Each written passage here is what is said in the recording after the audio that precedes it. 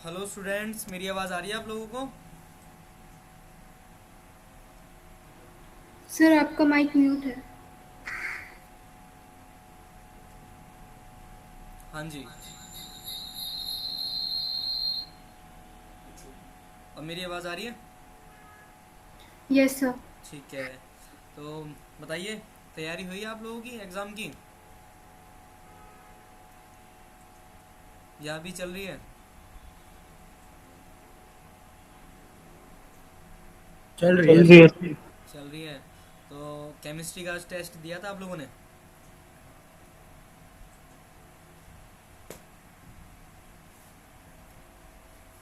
Sir अभी नहीं दिया है। अच्छा, चलिए कोई बात नहीं। मैं आज कुछ क्वेश्चंस डिस्कस करने वाला हूँ। कुछ 50 क्वेश्चंस हमारे पास में हैं जो इम्पोर्टेंट क्वेश्चंस हैं ना, वो निकाल करके लेके आए हैं, ताकि आप लोग इन्हें अगर प्रैक्टिस में एक बार कर लें तो हो सकता है कि इन्हीं क्वेश्चंस में से क्वेश्चंस आप लोगों को मिल जाए 19 तारीख के एग्ज़ाम में। चलो फिर स्टार्ट करते हैं। किसी को कोई भी डाउट है इसके अलावा, या मैं स्टार्ट करूं? पहले की क्लास में कोई डाउट हो, कुछ भी हो, मेरे से पूछ सकते हैं। कोई कॉन्सेप्ट में डाउट हो, क्वेश्चन में डाउट हो। सर एक डाउट है। हाँ, पूछिए। सर आयोनाइजेशन कैसे निकालते हैं? सर ये आयनाइज मेरा भी डाउट है। हाँ, बताइए। यही सर आयनाइजेशन होगा। Yes sir. आयनाइजेशन क्या? Ionisation enthalpy.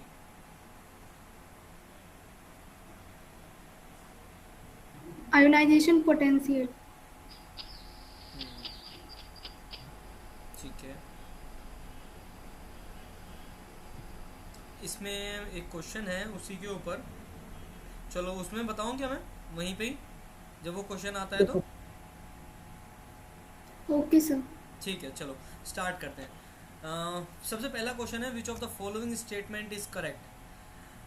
यहाँ पे देखना है कि करेक्ट स्टेटमेंट कौन सी है। चार स्टेटमेंट हमारे सामने दे रखी है। पहली स्टेटमेंट दे रखी है, isotopes have same number of nucleons. Nucleons मैंने आप लोगों को बताया था, न्यूक्लियॉन्स क्या होते हैं। न्यूक्लियॉन्स होते हैं हमारे नंबर ऑफ न्यूट्रॉन्स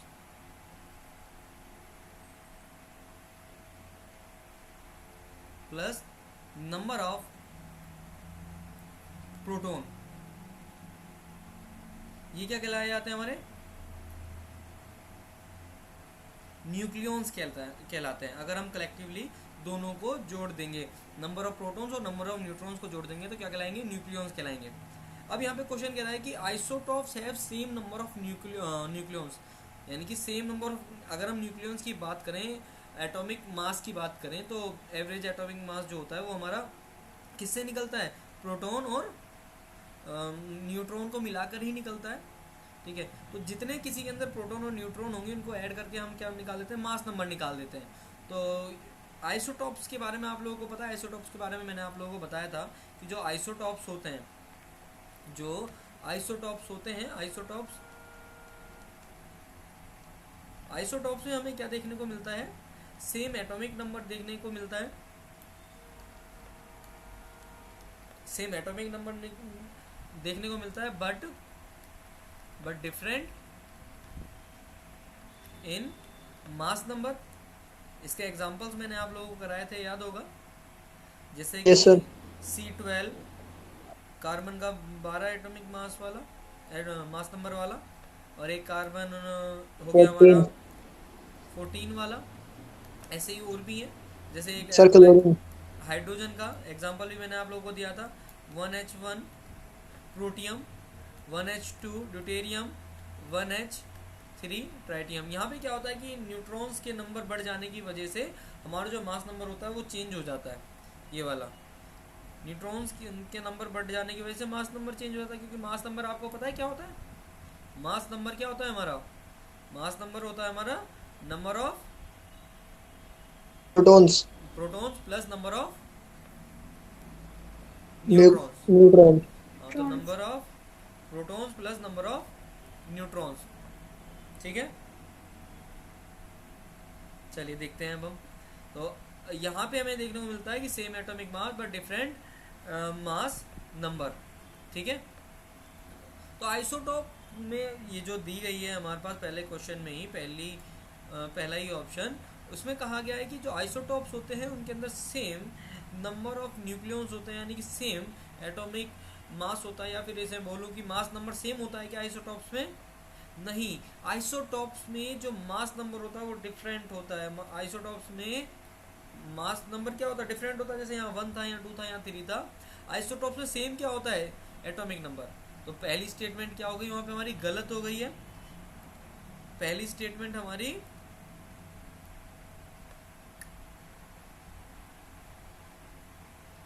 गलत हो गई। दूसरी स्टेटमेंट देखते हैं, आइसोबार्स। आइसोबार्स आप लोगों को पता है क्या होता है? जल्दी बताइए, जिसे भी पता है फटाफट से। Mass number different atomic number mass number different. Same होता है। Mass okay, number good good good good. जिसमें सर मास मास नंबर, नंबर हाँ, मास मास सेम नंबर होते डिफरेंट हैं। होता है। एक एग्जांपल हम लोग लेते हैं कैल्शियम और पोटेशियम का। दोनों का मास 40 होता है। दोनों का मास कितना होता है? 40। बट एटॉमिक नंबर इसका 20 होता है, इसका 18 होता है। यानी कि एटॉमिक नंबर डिफरेंट है, एटॉमिक नंबर डिफरेंट है, बट मास नंबर दोनों के सेम है। मास नंबर क्या है? दोनों के सेम है। ये क्या कहलाएंगे फिर हमारे? आइसोबार। एक क्या होता है? एक और होता है हमारा तीसरा। अच्छा चलिए पहले ये वाला पॉइंट पढ़ते हैं इसका, इसमें क्या सही होगा। पॉइंट दे रखा है, isobars have same number of protons. क्या आइसोबार्स में सेम नंबर ऑफ प्रोटॉन होते हैं? नहीं, क्योंकि भाई अगर प्रोटॉन सेम होंगे तो वो तो एक ही वो बन जाएगा ना, आइसोटॉप बन जाएगा। तो प्रोटॉन की संख्या सेम नहीं होती, तो ये भी गलत हो गया। फिर हमारा आता है आइसोटोन्स। आइसोटोन्स का मतलब होता है, आइसोटोन्स का मतलब होता है जिसमें न्यूट्रॉन का नंबर सेम होता हो। अच्छा आप लोगों को पता है हम न्यूट्रॉन्स कैसे निकालते हैं? जैसे कि ये 40 है, इस 40 में क्या है? न्यूट्रॉन प्लस प्रोटॉन दोनों है, और ये नीचे वाले प्रोटॉन का नंबर होता है। प्रोटॉन का नंबर ही हमारा एटॉमिक नंबर कहलाता है। तो अगर मान लो मैं पोटेशियम के केस में नंबर ऑफ न्यूट्रॉन निकालने के लिए बताऊं आपको, तो न्यूट्रॉन क्या होंगे हमारे? 40 माइनस 18 होगा, यानी कि 18 तो प्रोटॉन्स हो गए एटॉमिक मास के बराबर, एटॉमिक नंबर के बराबर, और 14 हमारे दोनों मिलाकर के हो गए, प्रोटॉन एंड न्यूट्रॉन। तो हमारे कितने आएंगे न्यूट्रॉन टोटल? 22 आ 22। गए। बहुत बढ़िया। तो जो न्यूक्लियॉन्स होते हैं आइसो, इसमें क्या होता है कि अगर मैं बात करूं आइसोटोन्स, सॉरी न्यूक्लियॉन्स नहीं, आइसोटोन्स कौन से होते हैं? जिसके अंदर न्यूट्रॉन का नंबर सेम हो। जैसे कि मैं एक एग्जांपल लेता हूं आप लोगों के सामने। एग्जांपल है,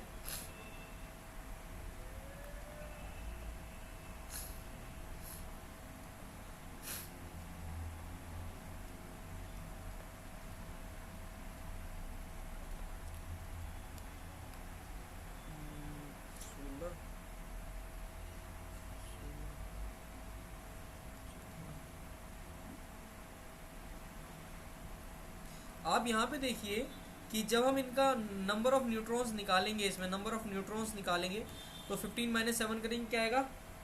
8। 8। यहाँ पे कितना आएगा? तीनों में 8 आएगा। बहुत बढ़िया। तो न्यूक्लियॉन्स न्यूट्रॉन्स का नंबर क्या है? सेम है। सेम होने की वजह से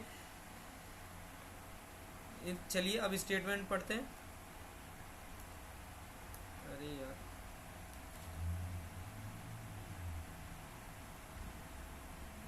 ठीक है। अभी कह रहा है isotones have same number of neutron. तो ये हमारा सही हो गया स्टेटमेंट। तो हमारा ऑप्शन क्या आएगा? सी। सी आएगा। कोई दिक्कत यहाँ तक?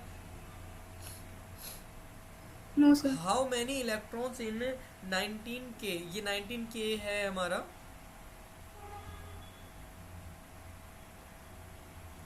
पोटेशियम के ये 19 ऐसे लिख रखा है ताकि इसका एटॉमिक नंबर पता पड़ पाए। ये क्वेश्चन कह रहा है हमसे कि भाई इसमें N3 है, L0 है। How many electrons in N3 L0, N3 L0 में। तो हमें दे दिया गया है इस क्वेश्चन में N हमारा है 3 है, L क्या है? 0 है। यानी कि N क्या होता है हमारा? आगे प्रिंसिपल क्वांटम नंबर होता है। L हमारा हो गया अजीमुथल क्वांटम नंबर। और जब L0 होता है तो यानी कि किसकी बात हो रही है? S की बात हो रही है। हमें बताना है कि 3s में कितने इलेक्ट्रॉन्स हैं। 3s में इलेक्ट्रॉन कितने हैं? तो इलेक्ट्रॉनिक कॉन्फ़िगरेशन लिखेंगे इसकी 1s2 2s2 2p6 3s2 3p6 4s1। तो आप मुझे बताएंगे कि 3s कहाँ पे आ रहा है? क्या 3s यहाँ पे नहीं आ रहा हमारा? तो Yes, 3s sir. में कितने इलेक्ट्रॉन्स हैं आप बताइए? 2 है। 2 है। कोई दिक्कत नहीं सर। नहीं, कोई दिक्कत नहीं है। चलिए आगे बढ़ते हैं। अगला क्वेश्चन हमारे सामने है, which of the following sets of quantum number is correct for electron in 4f orbital. और 4f ऑर्बिटल के लिए कौन सा ऑप्शन सही है? देखिए अब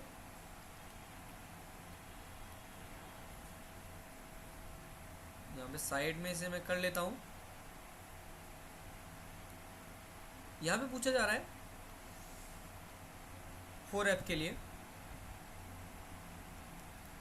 4f के लिए। चलिए इसके लिए क्वांटम नंबर लिखते हैं हम चारों।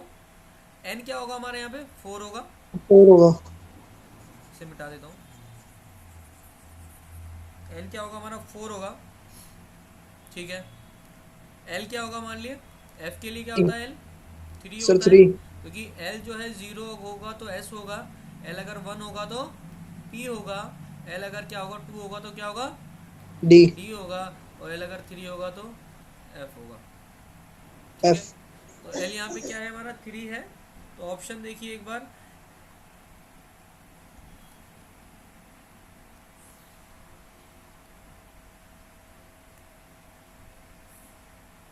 देखिए भाई विच हमें बताना है कौन सा सही है। तो n हमारे को 4 आ गया, n हमारा क्या आ गया? 4 आ गया, l3 आ गया। तो फटाफट से देखेंगे n4 किस किस में है। ये रहा, ये रहा। l3 देखते हैं, l3 l3 l3, ठीक है। बी ऑप्शन वैसे ही कट गया हमारा, n4 नहीं है। यहाँ पे n तो 4 है बट l जो है 3 नहीं है, तो d भी कट गया। यानी कि अब a और c में से कोई हमारा ऑप्शन होगा। अब देखते हैं a में a है या c है। अब ये कह रहा है कि जो हमारा मैग्नेटिक क्वांटम नंबर होता है, यहाँ +4 दिखा रहा है और यहाँ पे +1 दिखा रहा है। तो आप मुझे बताइए कि f के लिए हमारा इस तरीके से 7 होते हैं। देखिएगा 7 बनाए हैं, 1 2 3 4 5 6 7। बीच वाला हमारा 0 +1 +2 +3 +1 +2 +3। क्या यही होता है या इससे ज़्यादा भी पहुंच सकता है? ये f के लिए सर नहीं पहुंच सकता। तो मैक्सिमम कितना पहुंच सकता है? 3 पहुंच सकता है। तो आप मुझे बताएंगे क्या 4 पॉसिबल है? नो सर, पॉसिबल नहीं है। सी काटो, करेक्ट है। फटाफट से काटो। कौन सा ऑप्शन आया? Option C is C. Correct. C. अगला क्वेश्चन आप लोगों की स्क्रीन के सामने है, the orbital diagram in which Aufbau principle is violated. यानी कि कौन सा डायग्राम अल्फ़बाहु प्रिंसिपल फॉलो नहीं करता है। पहली बात मैंने आप लोगों को बताया था कि हम अल्फ़बाहु प्रिंसिपल में एक एक करके इलेक्ट्रॉन्स को भरते हैं, फिर उसे पेयर करते हैं। पहला फर्स्ट डायग्राम, में हाँ Sir, C. फर्स्ट में फॉलो नहीं हो रहा। पहला C में sir. सी ऑप्शन, ठीक है। देखते हैं सी कैसे है। हाँ ठीक है, पहले हम ठीक है सर, लोअर सी है, सी एनर्जी है। वाले को फिल करेंगे सिंगल, एंड देन फिर उसके बाद डबल करेंगे। यही हम लोग करते हैं। यहाँ पे ऐसा हो रहा है क्या? नहीं, इससे पहले फिल करना चाहिए था, देन आगे बढ़ना चाहिए था। सी गलत हो गया।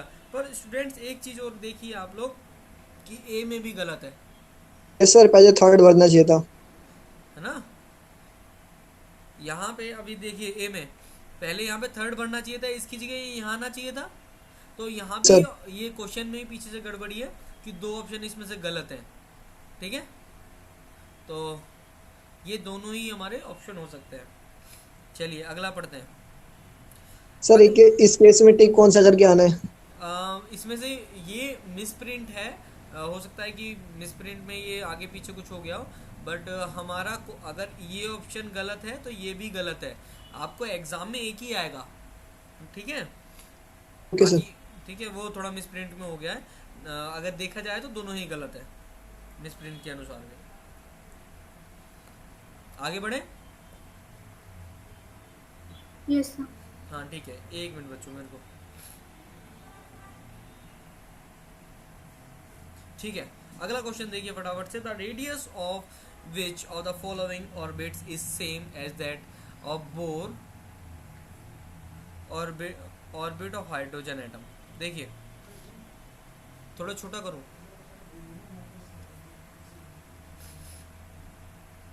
क्वेश्चन में पूछा जा रहा है कि भाई बोर रेडियस जो थी, बोर रेडियस क्या थी? पहले ये मैं आप लोगों को बता देता हूँ फटाफट से। जो हमारी बोर की रेडियस थी वो थी, मान लीजिए कोई भी हमारा है, n है, x है, कोई भी हम मान लेते हैं XYZ रेडियस किसी भी एलिमेंट की, रेडियस ऑफ हाइड्रोजन को कंपेयर किया जाए तो n² z, ये हमारी थी जो हमारे को बोर ने दी थी।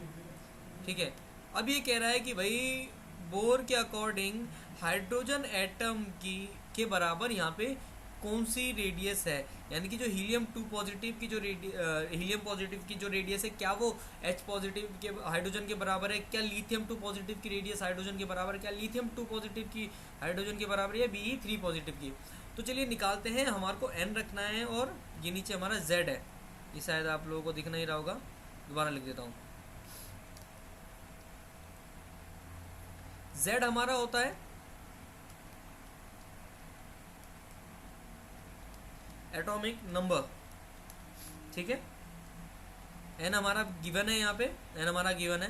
तो चलिए रख के देखते हैं, ए ऑप्शन के लिए करके देखते हैं। ए ऑप्शन के लिए क्या आ रहा है, हीलियम पॉजिटिव, इसमें अगर मैं रखूँगा तो यानी कि देखो यहाँ पे क्या बोला जा रहा है क्वेश्चन में कि हमारा रेडियस जो है वो हाइड्रोजन के बराबर होनी चाहिए, यानी कि हमारा होना चाहिए ये वाला रिलेशन बनना चाहिए कि आर या जो भी एलिमेंट है उसको n बोल रहा हूँ मैं, आर एच के इस तरीके से बराबर होनी चाहिए, है ना। यानी कि इस वाली वैल्यू को 0 मतलब 1 होना पड़ेगा, क्या होना पड़ेगा, इस वाली वैल्यू को 1 होना पड़ेगा, क्या होना पड़ेगा, 1 होना पड़ेगा। तो n² किस में 1 आ रहा है, यहाँ पे 2 का स्क्वायर कीजिए फटाफट से, 2 का स्क्वायर 2 होता है, और He एटॉमिक नंबर 2 होता है, 4/2 आया, क्या 4/2 1 आता है क्या, हाँ सर। नो। यहाँ पे देखिए No, sir. लिथियम किस कौन से तीसरे नंबर पे आता है, 3, और नीचे आ जाएगा हमारा 3, ऊपर आएगा 2 का स्क्वायर यानी कि 4/3, क्या ये अब बराबर बैठ रहा है, नहीं। Lithium No, 2 sir. Positive n यानी कि 3 का स्क्वायर बटे 3 यानी कि 9/3, अगर हम काटेंगे तो 3 आ जाएगा, और क्या इसमें हमारा ये वाला रिलेशनशिप बैठ रहा है क्या, No, sir. ठीक है। तो हम देखते हैं बेरिलियम में, बेरिलियम चौथे नंबर पे आता है, n है हमारा 2, तो 2 का स्क्वायर कितना होगा भाई, 2 का स्क्वायर बटे 4, 4/4. तो ये कितना आ 4/4 गया, सर 1 आ गया। तो ये क्या आ गया, 1 आ गया। तो हमारी जो रेडियस होगी वो बेरिलियम 3 पॉजिटिव की हाइड्रोजन के बराबर होगी। क्या यहाँ तक क्वेश्चन समझ में आया, Yes, अरे भाई sir. आया या नहीं आया, आ गया यस sir. सर। बहुत बढ़िया। अब आता है रेडियल नोड के बारे में नहीं पढ़ाया था मैंने आप लोगों को, काफ़ी डेप्थ में इतना नहीं पढ़ाना था, कोई बात नहीं, आप इसे छोड़िए। अगला क्वेश्चन देखिए, the highest number of unpaired electron are present in, पिछली ही क्लास में मैंने आप लोगों से डिस्कस किया था कि highest number of unpaired electron किस में हमारे को देखने को मिलेंगे, सबकी वैलेंसी लिख लो, वैलेंसी के बाद आउटर मोस्ट सेल मान लो 4 आ रहा है, 4 आउटर मोस्ट सेल आ रही है, तो 4s और 4p, और अगर 4d भी है तो उसके सबके टोटल इलेक्ट्रॉन गिन लो, वो हमारा क्या होगा, वो मतलब मैक्सिमम अनपेयर्ड इलेक्ट्रॉन हमें देखना है कि किस में है। वैसे इसका जो आंसर है Fe3 पॉजिटिव है, इसका मैं करके दिखाता हूँ आपको, चलिए फटाफट से मैं दिखाई देता हूँ, क्या करके दिखाऊंगा, Fe3 पॉजिटिव इलेक्ट्रॉनिक कॉन्फ़िगरेशन,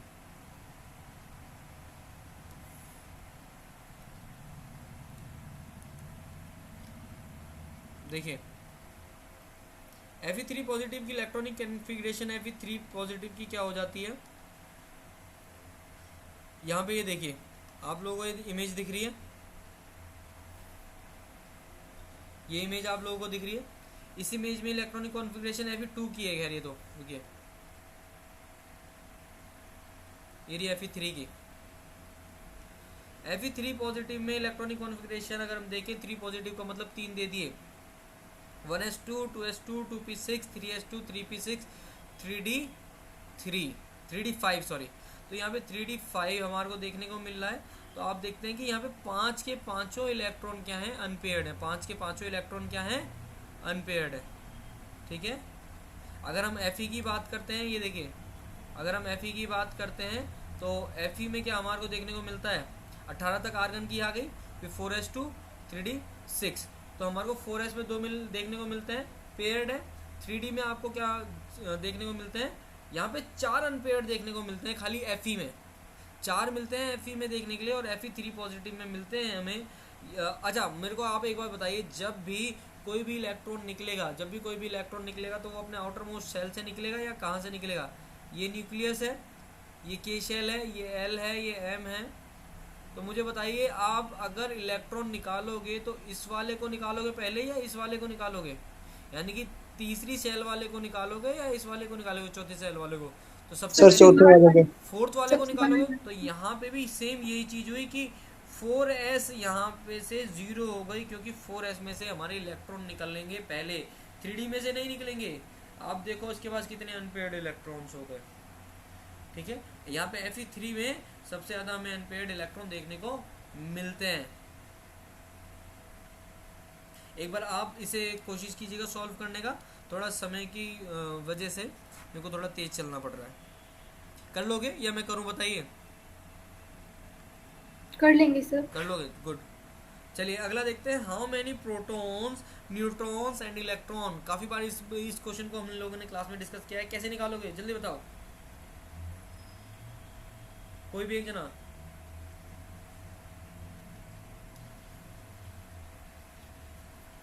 कोई भी, मैं बताऊं? ये सर आप सर बता दो। बी आएगा। कैसे? Sir B. सर 80 प्रोटॉन्स होंगे क्योंकि एटॉमिक नंबर उसका 80 दे रखा है। अच्छा, और अगर वो 2 प्लस है मतलब 2 इलेक्ट्रॉन्स दे रहा है तो 78 इलेक्ट्रॉन्स हो गए। गुड। तो और सर 200 माइनस 80 कर देंगे तो 120 न्यूट्रॉन्स आ गया। नीचे वाला जितना एटॉमिक नंबर होता है वही उसका क्या होता है, प्रोटॉन का नंबर भी होता है। तो ए और बी तो वैसे ही कट गया, सॉरी ए और सी तो वैसे ही कट गया, बी बचा हमारे पास ऑप्शन और ये बचा डी। तो 80 प्रोटॉन हो गए। अब आपको पता है कि हम मास नंबर में से अगर हम इसको एटॉमिक नंबर को घटा दें तो हमारे पास नंबर ऑफ न्यूट्रॉन्स आ जाते हैं। तो 200 में से 80 घटाओगे तो कितना आ जाएगा? 120। बी ऑप्शन सही है। 20। और अगर यहाँ पे और भी कोई ऑप्शन बनता तो यहाँ पे 2 पॉजिटिव चार्ज है, एटॉमिक नंबर जितना होता है उतने उसके अंदर इलेक्ट्रॉन्स होते हैं। 2 इलेक्ट्रॉन्स दे दिए, 80 में से 2 दे दिए, कितना बचे? 78 बचे। 78। कोई दिक्कत यहाँ तक? 78। No sir. बहुत बढ़िया, good. Which one of the following species has the same electronic configuration of Al3 positive cation? Al3 positive की आप इलेक्ट्रॉनिक कॉन्फ़िगरेशन निकालेंगे और उसे देखेंगे किसके बराबर है। Al3 पॉजिटिव का एटॉमिक नंबर वैसे एल्यूमिनियम का कितना होता है? 13 होता है। 3 दे दिए, कितने कितने इलेक्ट्रॉन रह गए? सर 10 रह गए, यानी कि 10 की ही इलेक्ट्रॉन्स की इलेक्ट्रॉनिक कॉन्फ़िगरेशन लिखोगे। यहाँ देखो सर फटाफट से किसमें 10 इलेक्ट्रॉन्स आ रहे हैं। पहला है फ्लोरीन, 9वें नंबर पे आता है, 1 नेगेटिव, 1 इलेक्ट्रॉन ले लिया। तो एक इसी का आ इलेक्ट्रॉन रहा है। लेने की वजह से इसके पास हो गए 10। तो क्या हो गया, ये Al3 पॉजिटिव की ही तरह से शो करेगा। Yes sir. इसके पास 10 इलेक्ट्रॉन है। बाकी देखो क्लोरीन नेगेटिव यानी कि 18 इलेक्ट्रॉन है, S2 नेगेटिव यानी कि 16 में से 16 और 2 18 इलेक्ट्रॉन है, O नेगेटिव मतलब इसके पास होते हैं 8 और 1 9 इलेक्ट्रॉन है। तो भाई इसके पास तो इलेक्ट्रॉनों की संख्या ही सेम नहीं है। फ्लोरीन के पास ही इलेक्ट्रॉनों की संख्या सेम है, एल्यूमिनियम 3 पॉजिटिव के बराबर है, F नेगेटिव की Al 3 पॉजिटिव के बराबर है। इसी वजह से हम लोग ये वाला करेंगे। अगला क्वेश्चन आता है आप लोगों के स्क्रीन के सामने, 10वां question. What will be the de Broglie wavelength of electron moving with a velocity. यहाँ पे हम लोगों को डी ब्रोगली का, आप लोगों को मैंने फॉर्मूला लगा लिखवा रखा है। डी ब्रोगली का वेवलेंथ का फॉर्मूला लिखेंगे। क्या भाई डी ब्रोगली का वेवलेंथ का फॉर्मूला कौन बताएगा? कोई नहीं बताएगा, बहुत बढ़िया, बताया करो भाई, याद नहीं है। एच अपॉन एम वी, इसकी वैल्यू पुट करेंगे और आ जाएगा हमारे यहाँ से आंसर। कैलकुलेशन है, अदरवाइज कुछ नहीं है। अब आपको बताइए, एच प्लैंक्स कांस्टेंट की वैल्यू नहीं पता, क्या मास ऑफ इलेक्ट्रॉन नहीं पता, वेलोसिटी इन्होंने गिवन दे रखी है 10 की पावर माइनस 10 की पावर 5, बस लैम्डा में निकाल देना है। कोई दिक्कत? कोई दिक्कत नहीं है। आप लोगों की खामोशियों से पता लग रहा है कि कोई दिक्कत नहीं है या तो है। इसका आंसर क्या है? बस कैलकुलेशन है, आप मास ऑफ इलेक्ट्रॉन रखिए, वेलोसिटी रखिए, क्वेश्चन में दे रखा है, प्लैंक्स कांस्टेंट की वैल्यू रखिए और इसे सॉल्व कर दीजिए, आ जाएगा। ठीक है, अगले क्वेश्चन की तरफ बढ़ूं।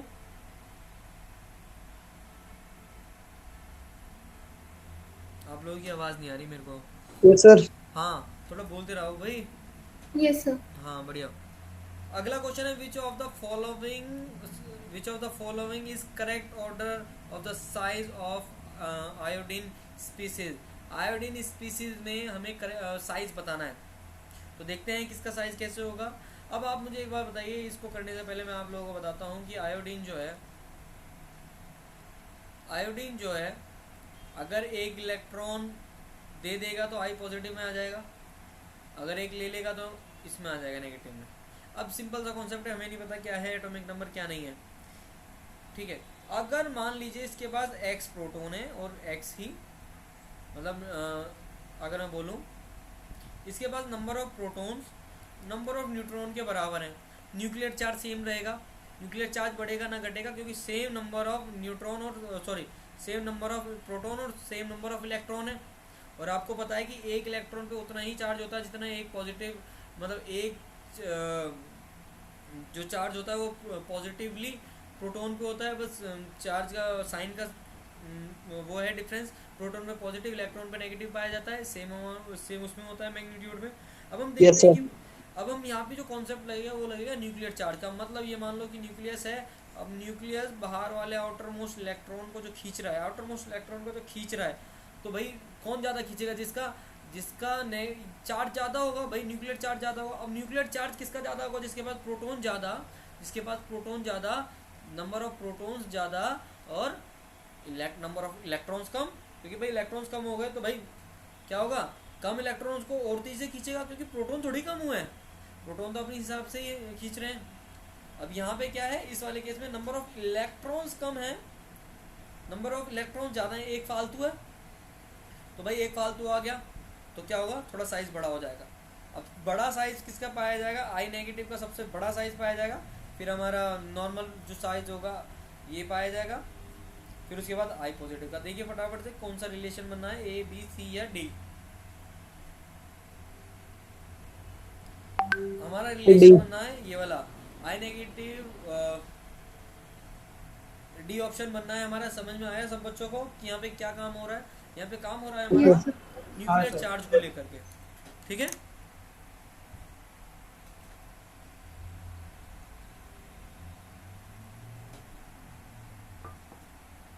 चलो भाई आगे बढ़ते हैं। भाई बच्चों आप लोगों के डाउट्स जो भी निकला करें ना भाई पूछ लिया करो, ठीक है। अभी क्या होता है कई बार क्लास में मेरे पास भी कराने के लिए काफ़ी कुछ होता है। आज जैसे ये डिस्कस कर रहा हूँ, अभी आप लोगों ने पूछा वो बीच में ही आएगा अभी, उससे मैं बताता हूँ। बाकी अगर आपको मेरे से पीछे भी कोई डाउट आता है कि मेरी क्लास नहीं चल रही और आप लोगों को डाउट आ रहा है, तो मैंने आप सभी के पास मेरा कॉन्टैक्ट नंबर होगा, ठीक है। इवन यहाँ इस इंस्टीट्यूट के सभी टीचरों का आप लोगों के पास कॉन्टैक्ट नंबर होगा, या कुछ ना कुछ कॉन्टैक्ट करने के लिए होगा। आप सभी से पूछो, क्योंकि ज़्यादा टाइम थोड़ी रह गया है। अब एग्ज़ाम के लिए 19 तारीख को एग्ज़ाम है आप लोगों का, ठीक है। तो जब एग्ज़ाम इतनी पास में और कोई भी डाउट आता है तो आप लोग हमारी क्लास का वेट मत करो, आप लोग पूछो कि सर इसमें इस क्वेश्चन में क्या हो रहा है, सर इसमें हम कैसे सॉल्व करेंगे इसे, तो पूछा करो, ठीक है। आप लोगों के डाउट्स मेरे पास नहीं आते हैं बस क्लास के अलावा। चलिए देखें, विच oxide of nitrogen is iso electronic with CO2। भाई CO2 आइसो इलेक्ट्रॉनिक स्पीसीज कौन बताएगा क्या होता है? सर जिनका इलेक्ट्रॉन सेम होते हैं, बहुत नंबर ऑफ बढ़िया, इलेक्ट्रॉन जिनके पास सेम होते हैं। नंबर ऑफ इलेक्ट्रॉन्स इक्वल होते हैं। CO2 कार्बन के पास कितने होते हैं? 6। ऑक्सीजन के पास होते हैं 8, 8 दूनी 16, 6 22 22 हो गए 22 sir. Electron. Sir C correct है। 22 इलेक्ट्रॉन देख लो किसमें, जिसमें 22 सर इलेक्ट्रॉन है सी। वो बराबर होगा उसके। देखो फटाफट से किसमें? सर सी करेक्ट है। सी करेक्ट है। N2O यानी कि 7 दूनी 14, 14 और 8 कितने हो गए? 12। बहुत बढ़िया। N2O में 22 इलेक्ट्रॉन पाए जाएंगे जो कि CO2 में भी पाए जा रहे हैं। क्या इससे कोई आसान क्वेश्चन होगा आप लोगों के लिए? Correct order of decreasing size. भाई साइज बताना है भाई, न्यूक्लियर चार्ज को देखते हुए बता दोगे, अभी जैसे हम लोगों ने पहले किया था। Correct order of electronegativity. देखिए भाई मैंने आप लोगों को एक वो लिखवाया था इलेक्ट्रोनेगेटिविटी के लिए, FON। सबसे यस ज़्यादा sir phone. Electronegative phone, F की ज़्यादा, ऑप्शन बी। फ्लोरीन सबसे ज़्यादा इलेक्ट्रोनेगेटिव होता है, फिर ऑक्सीजन, फिर नाइट्रोजन। फिर तो देखो भाई कहाँ आ नाइट्रोजन। रहा है फ्लोरीन, बी। ये रहा। सिंपल सा है, आ तो यहाँ भी रहा है बट क्लोरीन उससे आगे आ रहा है, ठीक है। तो फ्लोरीन, इसमें बी ऑप्शन होगा, फ्लोरीन क्लोरीन से ज़्यादा इलेक्ट्रोनेगेटिव है। According to Mendeleev the variation in the properties of element is related to their. भाई मुझे बताइए कि जो वेरिएशन, एटॉमिक मास। बहुत बढ़िया, शाबाश श्रुति, शाबाश आप। एटॉमिक मास, अच्छा ऐसा कौन सा साइंटिस्ट था जिसने एटॉमिक मास ना लेकर के एटॉमिक नंबर लिया था? सर वो हेनरी मोसले। बहुत बढ़िया, हेनरी मोसले ने ही क्या लिया था? एटॉमिक मास ना लेकर के एटॉमिक नंबर लिया था, जो हमारे मॉडर्न पीरियोडिक टेबल में हम लोगों को देखने को मिला। मतलब घर पे बैठ के रिवीजन तो कर रहे हो आप लोग केमिस्ट्री का, इससे ये पता लग रहा है आपका। गुड, शाबाश। The increasing order of nuclear charge, भाई increasing order of nuclear charge में रखना है, कर दोगे? नंबर ऑफ प्रोटॉन और न्यूट्रॉन्स को देख लेना।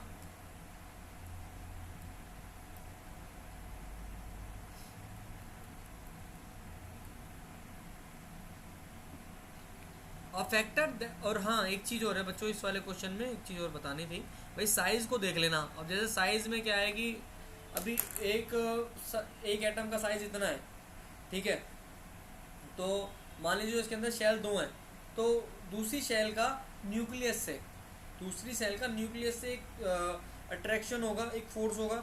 अब मान लो तीसरी शेल में है एक इलेक्ट्रॉन, चौथी शेल में, तो जो जितना दूर होगा इलेक्ट्रॉन उसे निकालना उतना ही मुश्किल होगा या नहीं होगा?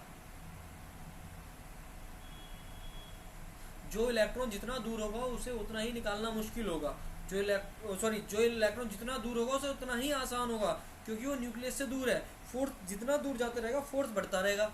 तो यहाँ पे जो कॉन्सेप्ट काम करता है ना, increasing order of nuclear charge, वो काम करता है हमारा एटॉमिक साइज के ऊपर। इसे आप लोग खुद करेंगे एटॉमिक साइज के ऊपर ही, ठीक है। फिर भी कोई डाउट आता है तो मेरे से पूछेंगे। अगला, a factor that affect the ionization potential of an element, जल्दी बताइए क्या मतलब होता है आयनाइजेशन पोटेंशियल का? कौन बताएगा?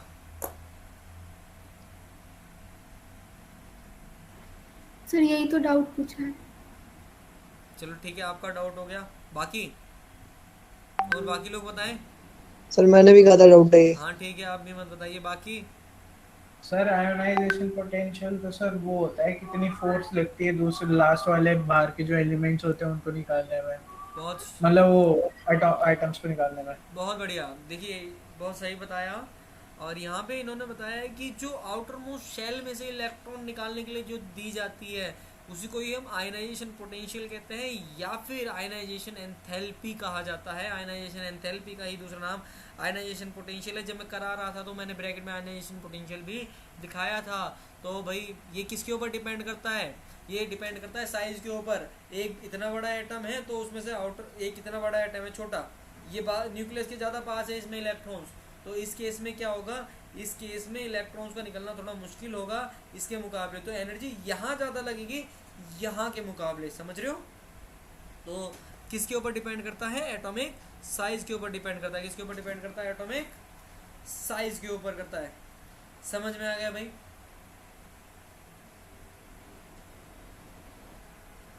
अरे भाई समझ में आया? Yes sir. गुड, बोलते रहो करो एकदम, नहीं तो फिर मेरी एनर्जी डाउन हो जाती है आप लोग नहीं बोलते हो तो। अब देखिए यहाँ पे आता है हमारा which of the following is ionic. Ionic बताना है तो आयनिक में मैंने आप लोगों को एग्जांपल्स लिखवा रखे थे। के आई क्या है यहाँ पे? Ionic compound K I. Which of the following molecule does not possess linear structure. अच्छा बच्चों इसके बारे में आप मेरे को बताइएगा। जब मैंने आप लोगों को एटॉमिक स्ट्रक्चर पढ़ाया था तो एटॉमिक स्ट्रक्चर में मैंने आप लोगों को ये बताया था कि भाई लीनियर होने के लिए क्या कंडीशन है। लीनियर होने के लिए मान लीजिए कोई एटम ये है, ये दूसरे इस तरीके से एक बॉन्ड बना रहा है इधर और एक बॉन्ड बना रहा है इधर, ये तभी लीनियर बनाएगा जब कोई लोन पेयर नहीं होगा। अगर मान लीजिए लोन पेयर होता है, जैसे कि मान लीजिए मैंने ऑक्सीजन का उसका H2O का एग्जांपल ले लिया, तो H2O में 2 लोन पेयर होता है तो ये बैंड हो जाता है नहीं हो जाता है? हाँ सर। तो हमें देखना है कि किसके पास लोन पेयर नहीं है। फटाफट से देख के बताइएगा मेरे को किसके पास लोन पेयर नहीं है और कौन सा लीनियर स्ट्रक्चर हमारे सामने बनाएगा। सर CO2 लीनियर बनाएगा। CO2, CO2 के केस में CO2 का केस हो गया डज नॉट, ये बोला डज नॉट, CO2 का तो लीनियर होता है, ये देखो यस सर, लीनियर। इस तरीके से हमारा मतलब ये डॉट डॉट डॉट डॉट करके बनाएंगे इस बॉन्ड को हम, इस तरीके से ये चेंज होता रहता है। इसमें क्या है कोई, तो इसका तो लीनियर है भाई। और बताओ सर सी है आंसर। इसका है हमारा SO2, SO2 के पास एक हमारा वो लोन पेयर होता है सल्फर के पास में, तो इस वजह से ये नहीं कर पाता है। ठीक है, दिखाओ SO2 की स्ट्रक्चर, SO2 स्ट्रक्चर।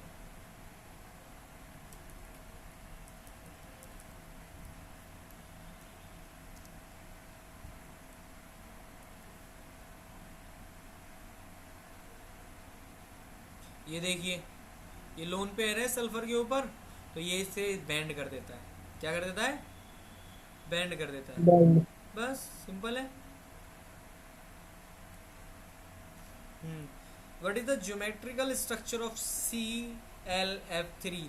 ClF3 की स्ट्रक्चर कैसी होती है? फटाफट से अपनी कॉपियां निकालो और देखिए मैंने ClF3 किस में दिखाया है। ClF3 की जो स्ट्रक्चर होती है ना, वो हमारी होती है टी शेप। टी शेप होती है। बहुत बढ़िया, शाबाश। Maximum maximum how many number of hydrogen bond can be formed in H2O के अंदर कितने हाइड्रोजन फॉर्म हो सकते, हाइड्रोजन बॉन्ड बन सकते हैं? 4। Very good. कैसे 4? कैसे?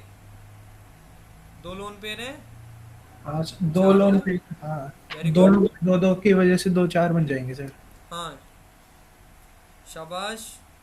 NH3 has a higher boiling point than expected because, देखिए NH3 के पास हायर बॉइलिंग पॉइंट क्यों है? कौन बता सकता है इसका रीजन?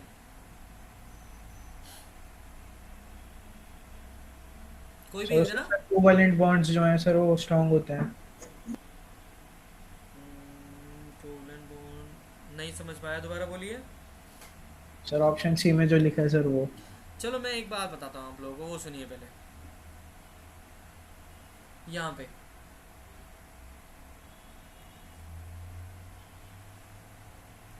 जब भी हमारा किसी भी तरीके का बॉन्ड बनता है तो हम लोग देखते हैं कि कौन सा बॉन्ड स्ट्रांग है। आपको पता है कि सबसे ज़्यादा स्ट्रांग है हमारा आयनिक बॉन्ड। जैसे कि जितने भी सॉल्ट्स होते हैं वो आयनिक बॉन्ड बनाते हैं, और आप लोगों ने देखा होगा कि सॉल्ट्स का बॉइलिंग पॉइंट काफ़ी ज़्यादा होता है। ठीक है, यानी कि आयनिक कंपाउंड को बॉइलिंग पॉइंट सबसे ज़्यादा होता है। कोवलेंट बॉन्ड का ध्यान कीजिए, कोवलेंट बॉन्ड का कम होता है। तो ये बनाता तो कोवलेंट बॉन्ड ही है, बनाता तो ये कोवलेंट बॉन्ड ही है इस तरीके से।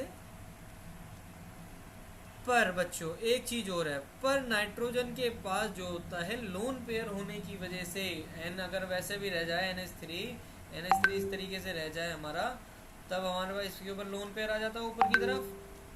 लोन पेयर वही हाइड्रोजन बॉन्डिंग करा देते हैं। मैं बोलता हूँ कि भाई ये दो तरीके से बॉन्ड बना सकता है। ये कोवलेंट बॉन्ड तो बना ही रहा है, प्लस हाइड्रोजन बॉन्डिंग भी कर रहा है, ये हाइड्रोजन बॉन्डिंग भी कर सकता है। तो हाइड्रोजन बॉन्डिंग की वजह से इसका जो बॉइलिंग पॉइंट होता है वो थोड़ा सा ऊपर हो जाता है। तो इसमें देखिए हाइड्रोजन बॉन्डिंग के ऊपर क्या लिखा हुआ है, it has intermolecular hydrogen bond. ये समझ में आ गई भाई बात? क्यों? क्योंकि ये हाइड्रोजन बॉन्ड बनाता है। नॉर्मल कोवलेंट बॉन्ड बनाता है तो ठीक है, कम ही होगा, पर थोड़ा सा स्लाइटली ज़्यादा होता है। क्यों? क्योंकि हाइड्रोजन बॉन्ड बनाता है हमारे सामने। ठीक है, आगे बढ़े। विच of the following has tetrahedral structure? किसकी होती है भाई टेट्राहेड्रल स्ट्रक्चर? आप लोगों को मैंने कराया है ये सब। एग्जांपल देखो फटाफट से, मैंने उसी टेबल में कराया होगा। BF4 टेट्राहेड्रल स्ट्रक्चर होती है BF4 की, या फिर अगर मैं बोलूँ CH4 की भी टेट्राहेड्रल होती है इस तरीके से। तो यहाँ पे क्या आ जाता है, फ्लोरीन आ जाएगा हाइड्रोजन की जगह, और कार्बन की जगह हमारा क्या आ जाएगा, बोरोन आ जाएगा, और उस पर एक चार्ज आएगा नेगेटिव का, यानी कि इस तरीके से।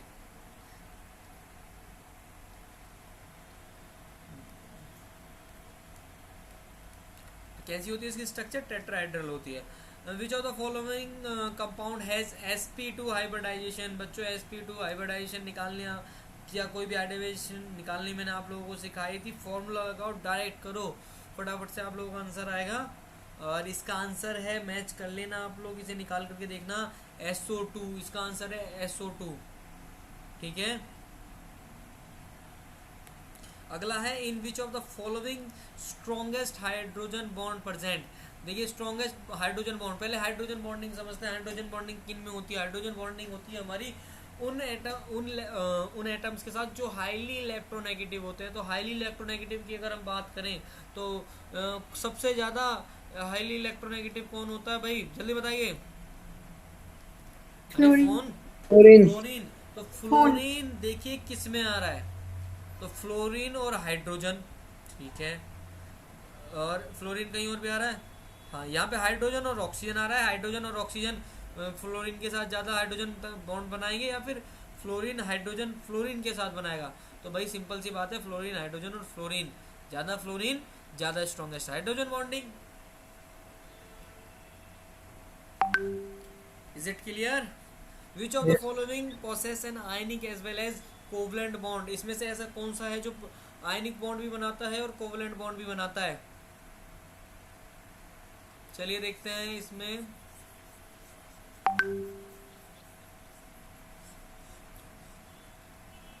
इसमें हमारा है NH4Cl। यहाँ पे NH4 आयनिक बॉन्ड भी बनाता है। अगर मान लो मैं तोड़ता हूँ इसे, NH4Cl आएगा, NH4 प्लस Cl नेगेटिव निकल गया, यानी कि आयनिक बॉन्डिंग हो गई। प्लस आपको अभी मैंने NH4 का स्ट्रक्चर बताया था इस तरीके से, ये क्या था, कोवलेंट बॉन्डिंग हो गई। यहाँ पे कोवलेंट बॉन्डिंग हमारे को देखने को मिल रही है, और यहाँ पे आयनिक बॉन्डिंग। तो दोनों ही तरीके का बॉन्ड बनाता है कौन? NH4Cl। Which of the following characteristic is not for covalent compound. कौन सी कैरेक्टरिस्टिक है जो कोवलेंट कंपाउंड के लिए नहीं है? देखिए आप लोगों के सामने पहला ऑप्शन है, दूसरा ऑप्शन है, देखिए कौन सा है इसमें से। पहला option, they do not possess particular geometry structure because non directional bond. ठीक है, ऐसा नहीं होता, इनके पास भी डायरेक्शनल होती है, एंगल बनता है, हर चीज़ का बनता है कि किसका कितना एंगल होगा, तो डायरेक्शनल भी होता है, तो भाई ज्योमेट्रिकली होते हैं ये। तो ये हमारा पहला आंसर इसमें हो गया। सर हाँ बोलिए। सर वो मीट में सर एंट्री दे दो सर, कोई एंट्री लेने के लिए बोल रहा था। एक सेकंड बेटा, मैं देखा नहीं पाया।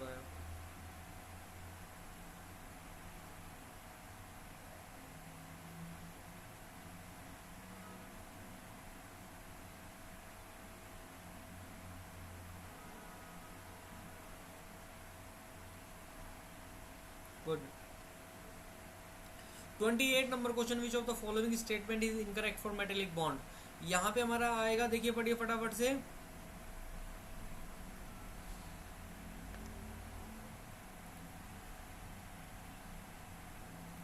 ट्वेंटी 28 में आएगा हमारा बी ऑप्शन है हमारा, मेटेलिक बॉन्ड आर डायरेक्शनल। ये इनकरेक्ट है। ये थ्योरी के क्वेश्चंस थे बच्चों, थ्योरी के थोड़े से मैंने डाल दिए थे इसमें ताकि आप लोग देख लें। व्हेन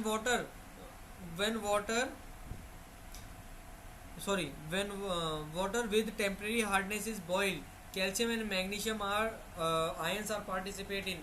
देखिए जब कैल्शियम और मैग्नीशियम आयन क्या होते हैं, वो हार्डनेस ऑफ वाटर को बताते हैं कि भाई हार्डनेस है इसमें वाटर की, वही बताते हैं कि भाई हार्ड है वाटर।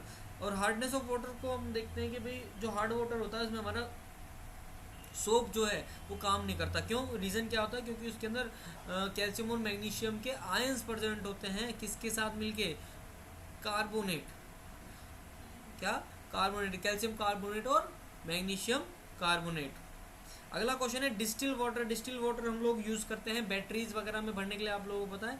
तो यहाँ पे हमारा जो ऑप्शन आता है वो आता है ए, इंजेक्शन टू पेशेंट, क्योंकि उसके अंदर कोई भी आयन नहीं होता, कुछ भी नहीं होता। मान लीजिए कोई सॉल्ट है, अगर उसे हमने पानी में डाला और उसमें कोई आयन हुआ तो वो तो ख़राब हो जाएगा। भाई जो मेडिसिन है वो सॉल्ट ही तो हैं, वो कुछ और कंपाउंड बना लेगा, वहाँ पे वो ख़राब होने का खतरा है। इसीलिए जब हम इंजेक्शन देते हैं पेशेंट को तो हम डिस्टिल वाटर का यूज़ करते हैं ताकि कोई आयन ना बन जाए उस सॉल्ट से रिएक्ट करके। इज इट क्लियर और नॉट? क्लियर Yes, है sir. सर। बहुत बढ़िया, चलिए आगे बढ़ते हैं। काफ़ी गर्मी है हो रही है।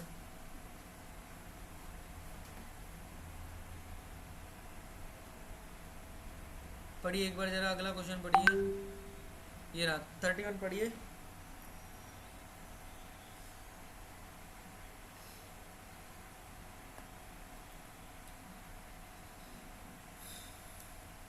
यहाँ पे हमें देखने को मिलता है कि भाई name of the substance commonly used for eliminate various ion और सॉल्ट फ्रॉम वाटर। देखिए ये एक तरीके का इसमें क्वेश्चन है कि जो आयंस और सॉल्ट को एब्जॉर्ब करने में काम आता है पानी के अंदर, तो वो है जियोलाइट। जियोलाइट एक तरीके का पत्थर का स्ट्रक्चर होता है जिसमें काफ़ी काफ़ी खांचे होते हैं, यानी खाली स्पेस होता है, वॉइड्स होते हैं, जिसकी वजह से उसके अंदर वो एब्जॉर्ब हो जाता है और ये एब्जॉर्बेंट की तरीके से काम करता है। ठीक है। Source for purest form of water, कहाँ से हमें प्योरेस्ट फॉर्म मिल सकता है? सी से नहीं मिल सकता भाई, बहुत सारे सॉल्ट्स होते हैं उसके अंदर। रेन। रिवर, हाँ रेन। रिवर से ऑप्शन नहीं सी। मिल सकता हमें, क्योंकि रिवर मान लीजिए कहीं से भी आ रही है, मिट्टी और सॉइल वगैरह सब कुछ है, आयंस भी होंगे फिर तो मेटल के उसके अंदर। रेन, हाँ जी रेन एक सही एग्जांपल है एक प्योरेस्ट वाटर का। तो भाई रेन से हमें प्योर वाटर मिलता है। कैसे कैसे? जैसे मान लीजिए बॉईल हुआ पानी, बॉईल होकर के ही तो वो कंडेंस होकर के क्लाउड्स बने, क्लाउड्स वापस से क्या रेन की फॉर्म में हमारे को मिलते हैं, प्रेसिपिटेशन की तरीके से हम लोगों को वापस अर्थ पे आ जाता है।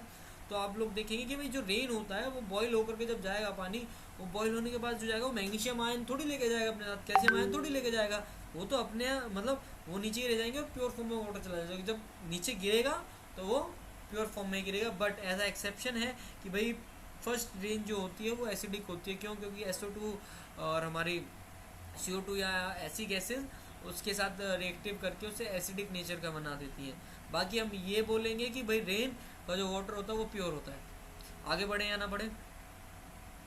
यस तो सर। 32 का आंसर सी है ना? क्या? तो हाँ। 32 का आंसर रेन है ना? हाँ जी रेन है इसका।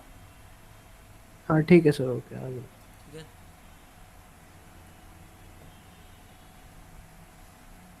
Hardness of water is caused by the presence of sodium chloride, sodium carbonate, potassium nitrite या calcium chloride. Calcium chloride, hardness of water calcium chloride की वजह से हमारे को देखने को मिलता है। अगला क्वेश्चन परमानेंट हार्डनेस, ये हार्डनेस था खाली हार्डनेस ऑफ वाटर।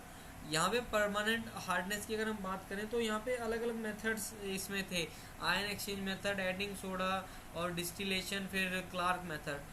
तो यहाँ पे क्लार्क मेथड जो होता है ना वो परमानेंट हार्डनेस को नहीं मिटाता, वो टेम्परेरी हार्डनेस को ही मिटाता है, ख़त्म करता है। तो क्लार्क मेथड में परमानेंट हार्डनेस नहीं मिटती। तो 34 का क्या होगा?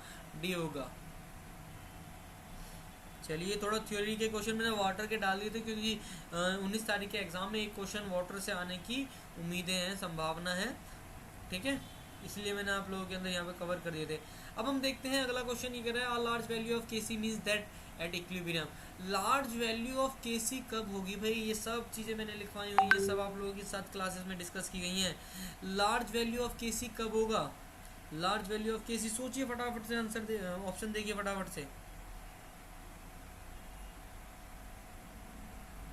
जब लेस रिएक्टेंट होगा मोर प्रोडक्ट होगा, जब मोर रिएक्टेंट होगा लेस प्रोडक्ट होगा, जब सेम होंगे दोनों, या डी ऑप्शन नन, कोई से भी नहीं होंगे।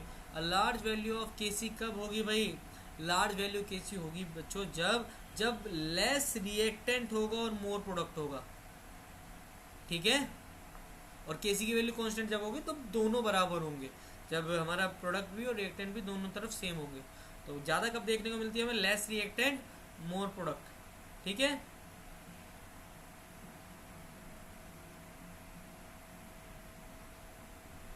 अरे इसका ये भी तो था, डेल एन का मैंने एक रिलेशन आप लोगों को बताया था। डेल एन का एक रिलेशन बताया था आपको। डेल एन अगर हमारा 0 से बड़ा है, डेल एन हमारा अगर 1 0 है, या डेल एन हमारा हाँ 1 से बड़ा या फिर 0, इन दोनों ही केसेस में क्या होता था? जब हमारा 0 होता था डेल एन, यानी कि प्रोडक्ट और उसकी दोनों की सेम होता था तो वो बराबर होता था। यहाँ पे याद हो के पी इक्वल्स टू के सी और आर टी और डेल एन, तो हमें देखने को ये मिलता था भाई। अब डेल एन की वैल्यू यानी कि जैसे मान लो मैं लेता हूँ H two plus O two gives 2H2O, यहाँ पे मेरे को मिला 2H2 और O2, यहाँ पे हमें रिएक्टेंट मिले 3 मोल, वहाँ 2 मोल खाली प्रोडक्ट मिला, तो 2 में से 3 गए, माइनस आया, यानी कि यहाँ पे डेल एन जी छोटा है, डेल एन छोटा है किससे, 0 से। उस केस में क्या होगा भाई, उस केस में ये वाला होगा, मोर रिएक्टेंट लेस प्रोडक्ट, यानी कि उसमें इक्विलिब्रियम कांस्टेंट की वैल्यू घट जाएगी। और लार्ज वैल्यू कब देखने को मिलती है, जब लेस रिएक्टेंट होता है मोर प्रोडक्ट होता है, यानी डेल एन जब 0 से बड़ा होता है। क्या ये मेरी बात समझ में आ गई? Yes, sir. ठीक है, good. Which statement about the following equilibrium is correct? 2SO2 plus O2 gives 2SO3। इसमें बताया गया है the value of Kp fall with rise in temperature, the value of Kp falls increase in temperature, pressure, the adding of V2O5 catalyst increasing the equilibrium yield of SO2। देखिए ये एक तरीके का catalyst होता है और हमें करेक्ट बताना है, बट ये स्लो करता है, तो V2O5 का यहाँ पे ये गलत हो, यहाँ पे हमारा क्या हो गया, गलत हो गया। The value of Kp is equal to Kc, नहीं भाई ज़रूरी नहीं है Kp और Kc की वैल्यू 0 बराबर होगी। Kp और Kc की वैल्यू तो तब बराबर होगी ना जब ये डेल एन हमारा 0 होगा, क्योंकि डेल एन 0 होने की वजह से Kp अगर हमारा ये 0 होगा, डेल एन हमारा 0 होगा, तभी तो हमारा इसकी वैल्यू 1 होगी। किसी की वैल्यू 0 होती है तो वैल्यू क्या होती है, 1. 1। तो Kp इक्वल टू Kc कब होगा, जब हमारे नंबर प्रोडक्ट साइड और रिएक्टेंट साइड सेम हो गए। तो यहाँ पे 2 और 1 3, यहाँ 2 है, तो 2 में से 3 घटे -1, तो क्या सेम है, नहीं है, ये भी गलत हो गया। कौन सा ऑप्शन होगा, ए और बी में से देखिए फटाफट से। हमारा है A, the value of Kp fall with raising temperature, जब हम टेम्परेचर बढ़ाएंगे तो Kp की वैल्यू घट जाएंगी। फटाफट से अगला क्वेश्चन देखेंगे। अगले क्वेश्चन में देखिए बहुत इजी है, इक्विलिब्रियम इक्वेशन दे रखी है N2 plus 3H2 gives 2NH2, तो फटाफट से डेल एन निकालेंगे। यहाँ प्रोडक्ट साइड 2 है और यहाँ रिएक्टेंट साइड कितने हैं, 3 हाइड्रोजन के ऊपर और 1 नाइट्रोजन, क्या हो गया, तो 4 हो गए, तो 2 में से 4 गए, -2 आया, क्या आया, -2। बच्चों यहाँ पे जो ऑप्शन है वही गलत है, यहाँ पे जो ऑप्शन हैं वही गलत है, तो इसका क्या होना चाहिए, Kp equals to Kc, del n g की जगह हम क्या लिखेंगे, बस -2, तो हमारा ऑप्शन ये सही होता। तो यहाँ पे कहीं गड़बड़ हुई है, तो यहाँ पे -2 आना था, यहाँ पे ऑप्शन बी में, ठीक है, -2 आना था, टाइपिंग में दिक्कत हुई है। अगला क्वेश्चन आप लोगों के सामने स्क्रीन पर, for which reaction the numerical value of Kc and Kp are the same. बताइए फटाफट से, Kp और Kc कब सेम होगा, जब रिएक्टेंट और प्रोडक्ट साइड सेम होंगे। फटाफट से देखिए, ए रिएक्शन में सेम होगा Kp और Kc, बी में होगा, सी में होगा या डी में होगा, C में। सी रिएक्शन में बराबर होगा, 1 और 1 2, और यहाँ 2 HCl बनने हैं, तो 2 में से 2 गया 0, तो यहाँ पे Kp और Kc क्या होगा, बराबर होगा। क्या बात, सबको बात समझ में आई? बाकी भी रिप्लाई करो भाई, बाकियों की आवाज़ नहीं आ रही। Yes sir. बहुत बढ़िया। और बाकी देवांश,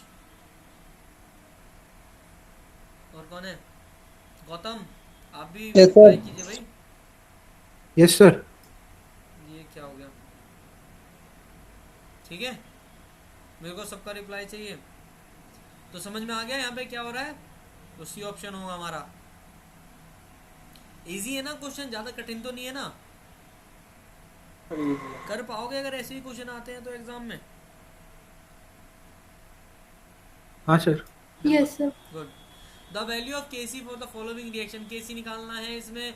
अगर इसका Kc 10 है भाई बच्चों, देखो Kc 10 है, इसी रिएक्शन को उल्टा कर दिया गया है, इसी रिएक्शन को क्या किया गया है, उल्टा कर दिया गया है। अब अगर इसको उल्टा कर दिया जाएगा तो याद होगा मैंने इससे भी कॉम्प्लेक्स एक क्वेश्चन आप लोगों की क्लास में कराया था, जिसमें मैंने उल्टा भी कर दिया था, दुगना भी कर दिया था, बहुत कुछ और भी छेड़छाड़ कर दिया था। तो इस रिएक्शन में क्या हुआ, इसे उल्टा कर दिया गया है, तो K डैश जो नया K आएगा वो इसको उल्टा आएगा, यानी कि 1/10 पहले वाला के क्या है 10 है हमारा, ये रहा 10, तो 1/10 कितना होगा 0.1। देखिए ऑप्शन में 0.1 है क्या, बहुत बढ़िया 0.1 है B option.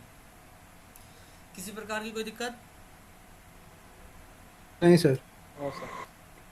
At equilibrium, the rate constant of the forward and reverse reaction are equal. All chemical reactions have stopped. फटाफट बताइए क्या होता है इक्विलिब्रियम पे, क्या होता है, जल्दी बताइए पढ़ करके।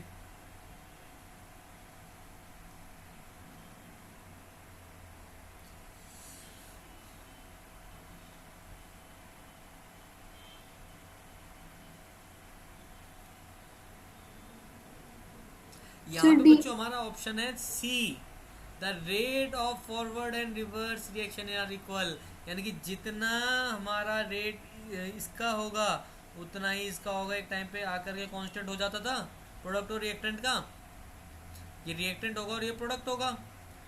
प्रोडक्ट की कंसंट्रेशन धीरे धीरे बढ़ेगी जब रिएक्शन फॉरवर्ड शिफ्ट करेगी, और इसकी भी, इसकी घटेगी रिएक्टेंट की। फिर इसके बाद क्या होगा, इक्विलिब्रियम पे दोनों ही क्या होंगे, दोनों का रेट बराबर होगा, जितना प्रोडक्ट बनना होगा उतना ही रिएक्टेंट बनना होगा। और एक चीज़ और मैंने बताई थी, जैसे कि मैं एक एग्जांपल यहाँ पे लिख लेता हूँ कि H2 plus O2 gives H2O। इस वाली रिएक्शन में आप लोग देखेंगे कि भाई इस वाली रिएक्शन में हमको यहाँ पे 2 मोल हो रहे हैं, यहाँ पे 3 मोल हो रहे हैं रिएक्टेंट साइड, 3 मोल, और यहाँ पे क्या कंसंट्रेशन इक्वल है, नहीं, कंसंट्रेशन इक्वल चाहे हो या ना हो, मे और मे नॉट बी इक्वल, ठीक है। कंसंट्रेशन हो सकता है इक्वल हो सकता है ना हो, तो हम क्या देखेंगे, सिर्फ रेट ऑफ रिएक्शन इक्वल होना चाहिए इक्विलिब्रियम में, इसी का नाम इक्विलिब्रियम है। Rate of forward reaction, rate of backward reaction दोनों इक्वल होने चाहिए। अब समझ में आ गई बात, आगे बढ़ूं? Yes sir. चलिए, द वैल्यू ऑफ Kp, वही रिएक्शन है 0.25 दे रखा है Kp की वैल्यू, और इसी रिएक्शन को 2 से मल्टीप्लाई कर दिया है, सीधी रिएक्शन है 2 से मल्टीप्लाई कर दिया गया है, तो यहाँ पे K डैश कितना होगा आपका 2 इंटू के होगा, ये 2 इंटू 2.25 होगा, यानी क्या होगा 0.05 नहीं होगा,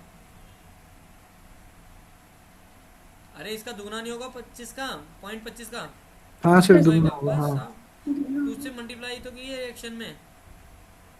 हाँ, consider the following equilibrium system, reaction दे रखी है, which of the following graph represent H2, H2 बताना है हमें,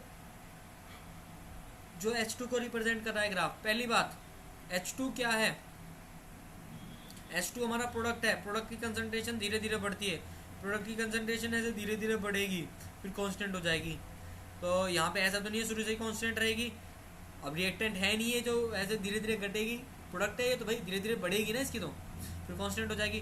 तो यहाँ पे सी ऑप्शन इसमें आता है मेरे को देखने को, ये वाला ना, ये देखो ये वाला, ये वाली हमारी किसकी है, प्रोडक्ट की है, और ये वाली जो है ये रिएक्टेंट की है। समझ में आ गई बात?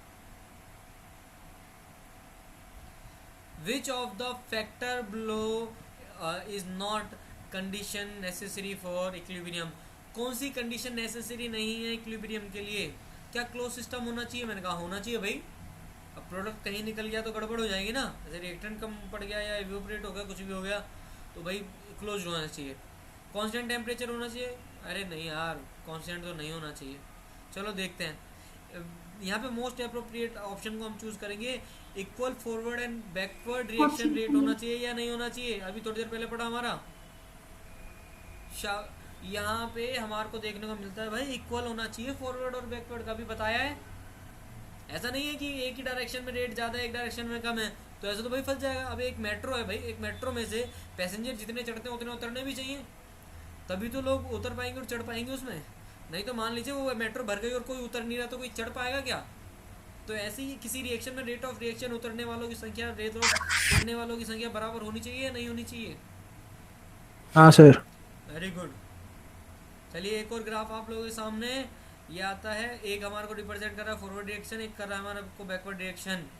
विच of the following graph shows how the rate for forward and backward reaction change during the when hydrogen and iodine mix। बताइए भाई क्या होगा, क्या हो सकता है?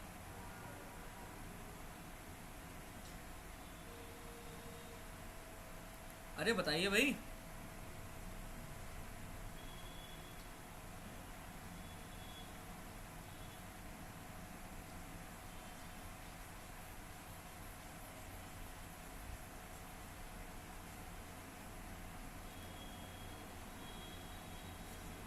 H2 प्लस I2 आपस में रिएक्ट कर रहे हैं और बना रहे हैं H2, रिएक्ट करके बना रहे हैं HI।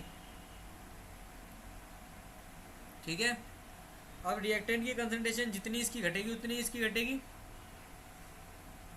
सेम, जितनी इसकी घटेगी उतनी इसकी बढ़ेगी प्रोडक्ट की। सर। समझ में आई बात, नहीं आई? Yes sir. Yes, sir. दोनों तरफ दो दो मोल है, क्या होगी ये वाली D. Which of these substances are an Arrhenius acid. बच्चों अर्नियस एसिड सबसे बेसिक 10वीं क्लास में पढ़ा था, H पॉजिटिव देने वाला एसिड है, OH नेगेटिव देने वाला बेस है। तो बताओ H पॉजिटिव कहाँ से मिलेगा? यहाँ से मिलेगा, यहाँ से मिलेगा, यहाँ से मिलेगा, या फिर यहाँ से? बताइए कहाँ से मिलेगा हमें? CH4 से। CH4 तो सॉरी जुकाम हो गया। हमें मिलेगा HBr से, वो तो कोवलेंट कंपाउंड है, उसे क्यों तोड़ रहे हो खामखा? HBr है, टूटेगा H positive plus Br negative, simple है भाई। What is the hydrogen ion concentration in lemon juice? Lemon juice का दे रखा है 3, पीएच दे रखा है 3। याद है आप लोगों को मैंने ये वाला फॉर्मूला कराया था? क्या कराया था भाई, बताओ मेरे को, बताओ चलो। Log वाला sir. पीएच वाला। Log. हाँ, पीएच दे दिया, पीएच हमारे पास है, ठीक है। हाइड्रोजन आयन की कंसंट्रेशन निकालनी है, लॉग वहां जाकर के क्या हो जाएगा, एंटी लॉग बन जाएगा, और एंड यहाँ पे इसकी वैल्यू 3 होगी, तो एंटी लॉग ऑफ 3 हमें निकालना है। एंटी लॉग ऑफ 3 हम निकालेंगे तो हमारा आंसर आ जाएगा। इजी था क्वेश्चन, कुछ नहीं था। ब्रूस्टेड एसिड कौन सा है यहाँ पे फॉरवर्ड एंड बैकवर्ड रिएक्शन के लिए? पहले फॉरवर्ड के लिए एसिड देखेंगे। ब्रूस्टेड एसिड कौन सा होता है? ब्रूस्टेड एसिड मैंने बताया था आप लोगों को, जो H पॉजिटिव देता है, और एसिड हो गया ये इसके केस में, और इसके केस में बेस हो गया हमारा जो H पॉजिटिव देता है, और जो H पॉजिटिव लेता है वो बेस कहलाता है। तो हमें खाली ये देखना है कि फॉरवर्ड रिएक्शन में ब्रूस्टेड एसिड कौन है और बैकवर्ड में कौन है। H पॉजिटिव यहाँ से कौन देगा भाई, जल्दी बताओ। यहाँ पे, यहाँ से जब यहाँ जाएगी, ये तो ले रहा है भाई, ये तो H2PO4 बना रहा है, ये तो ले रहा है, दे कौन रहा है? H2O दे रहा है, क्योंकि H2O में से फिर OH नेगेटिव रह गया, तो H2O यहाँ आ गया, और यहाँ पे कौन होगा, यहाँ पे ये इसको दे रहा है, तो ये H2O बन जाता है। H2PO4 यहाँ पे जब इसे देगा OH नेगेटिव को, तो तो ये HPO4 बन जाएगा, यानी कि यहाँ पे H2PO4 नेगेटिव एक एसिड है, और यहाँ पे H2O, तो ऑप्शन क्या होगा हमारा? बी। क्या ये बात समझ में आ गई मेरी? हाँ सर आ गई। गुड, शाबाश। What is conjugate base? फटाफट से बताओ, कंजुगेट बेस क्या होगा HSO4 का? HSO4 अगर O टूट जाता है भाई, HSO4 का कंजुगेट बेस क्या होगा? H पॉजिटिव और SO4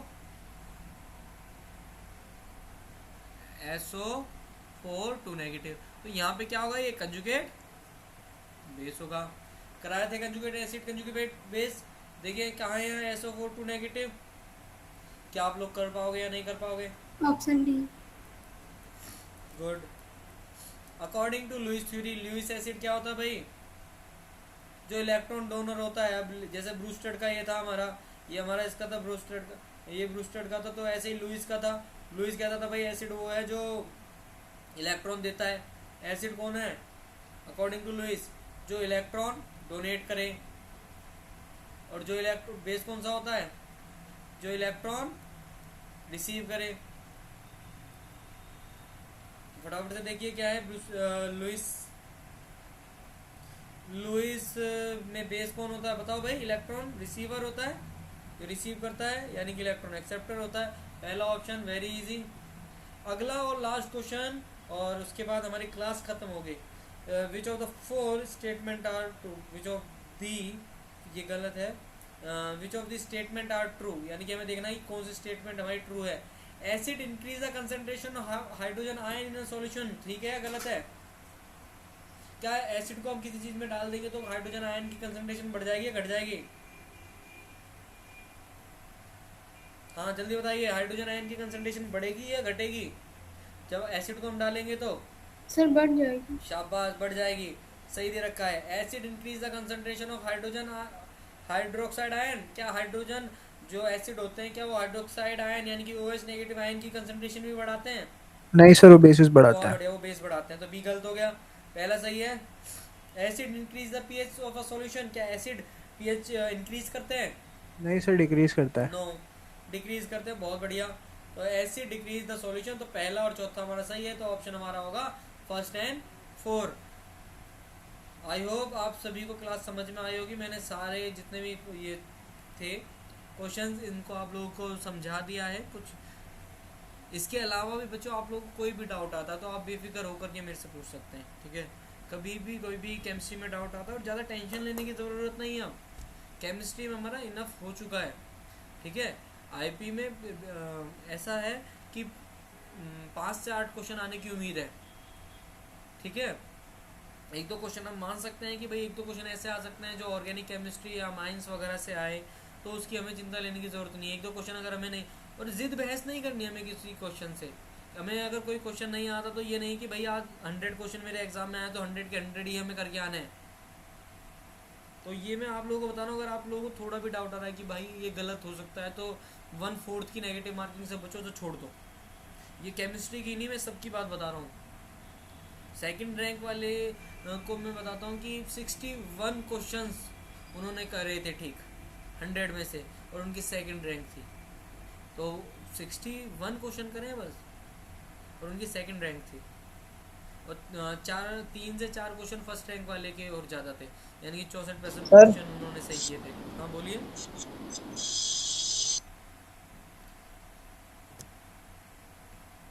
हेलो, मेरे को आपकी आवाज़ नहीं आ रही, थोड़ा तेज बोलिए।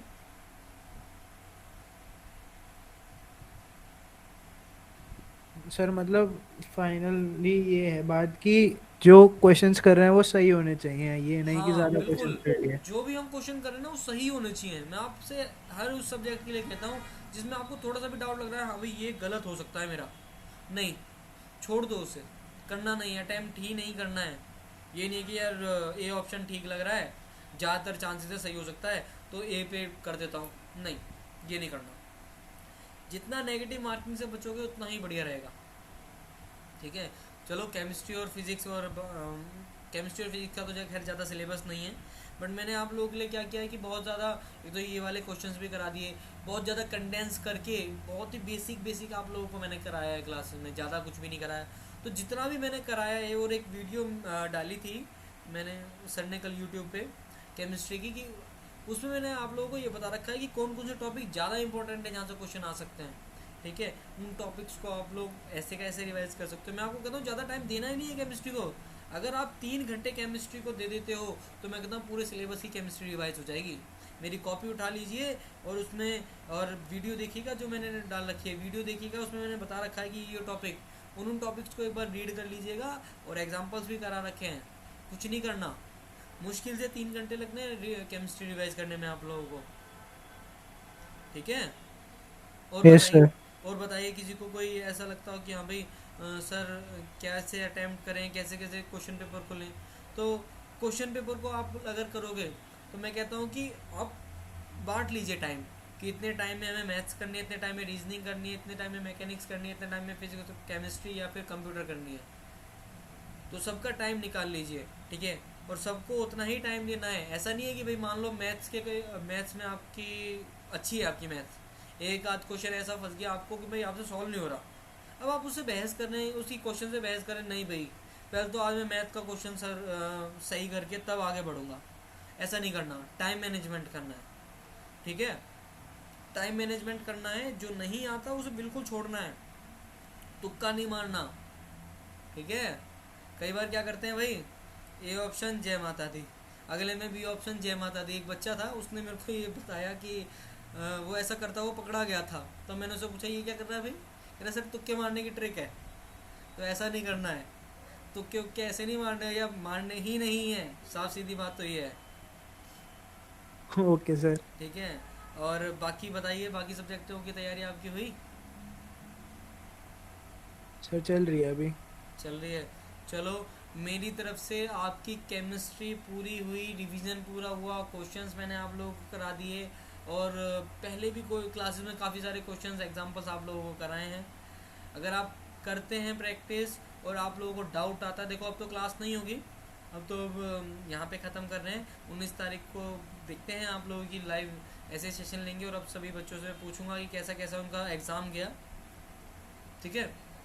तो अभी के लिए यह है कि अगर किसी का भी कोई भी डाउट आता है, ठीक है, तो मेरे पास कांटेक्ट आप लोग कर सकते हैं, बाकी किसी भी टीचर के पास आप कांटेक्ट कर सकते हैं और वहाँ से अपने डाउट क्लियर कर सकते हैं, ठीक है। कोई टॉपिक आप लोग को लगता है कि भाई नहीं समझ में आ रहा सर, इसे कैसे करेंगे, बिल्कुल कांटेक्ट करो, ठीक है। हाँ, फ्री नहीं होंगे तो मैं आप लोगों को टाइम दे दूँगा कि भाई इस टाइम आप लोग कॉल कर लीजिएगा या मैसेज कर दीजिएगा, उस टाइम मैं आप लोगों को बता दूँगा, पर आपके ही करने से सर होगा। हाँ बोलिए। सर केपी और केसी कैसे निकालते हैं रिएक्शन में, मैंने वो क्लास देखी नहीं है। केपी एंड केसी कैसे निकालते हैं? केपी एंड केसी जो हम लोग निकालते हैं, केपी और केसी का ना मैंने एक बताता हूँ आपको।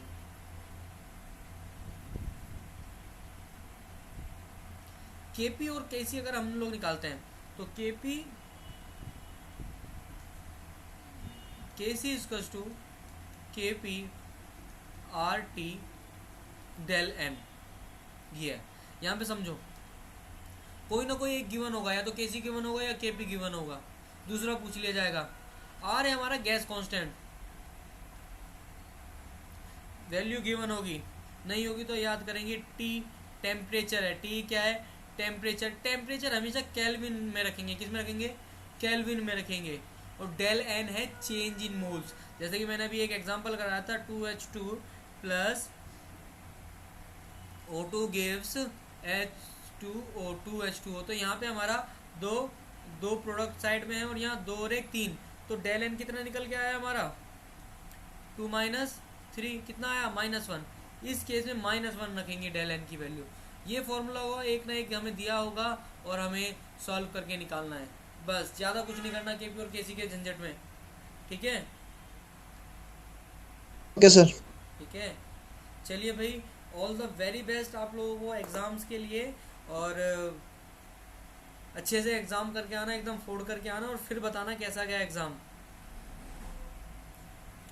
चलो करता हूँ मैं मीटिंग है। Thank you sir. Thank you चलिए सर। ठीक है।